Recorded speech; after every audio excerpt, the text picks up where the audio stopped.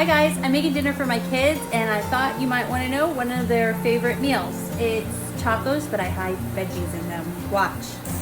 First, you brown some onions. Then you add some garlic. Put some of this in there. Now here comes the hidden veggie. Cauliflower rice.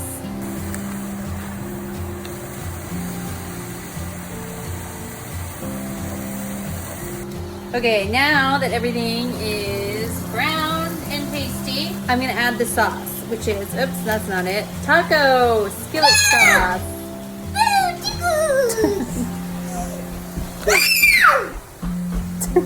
Okay, now this is done.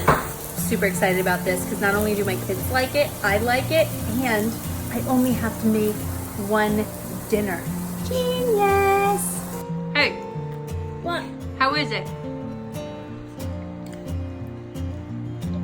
Do you like it? Do you like it, Maddie? Maddie, do you like it? Yeah.